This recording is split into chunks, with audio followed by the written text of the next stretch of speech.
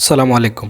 গত কয়েকদিন যাবৎ আমরা আমাদের কোয়েল পাখির খামারের মধ্যে দুপুরবেলায় আমরা কিছু শাকসবজি দিয়ে রাখি। এই শাকসবজি দেওয়ার মধ্যে আমরা একটা ফল পেয়েছি।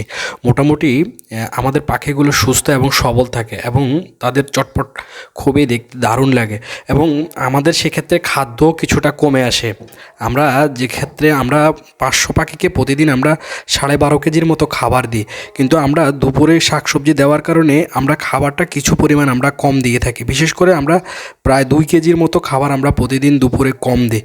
তো এইভাবে আমাদের লক্ষণীয় হচ্ছে যে আমাদের পাখিগুলো প্রতিদিন তাদের ডিমের যে প্রোডাক্ট সেটা আগের চাইতেও বৃদ্ধি পেয়েছে সবুজ শাকসবজি দেওয়ার কারণে।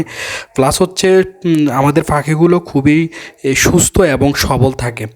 মোটামুটি আলহামদুলিল্লাহ আমাদের এখানে যে পাখিগুলো আছে সেই পাখিগুলোর মধ্য থেকে আমরা অল্প কয়েকদিনের মধ্যেই কিছু ডিম ইনকিউবেটরে বসাবো। তো আমরা দেখব যে ইনকিউবেটরে বসানোর পরে যে আমাদের পাখিগুলোর মধ্যে কী পরিমাণ ডিম ফুটে বাচ্চা বের হয় তা আমরা আপনাদের সাথে অবশ্যই শেয়ার করব। আর আমরা এই বাচ্চা থেকে আমাদের টার্গেট হচ্ছে যে প্রথমত আমরা যে ডিমগুলো বসাবো এই ডিমগুলো থেকে সবগুলা বাচ্চাই আমাদের জন্য আমরা রেখে দিব।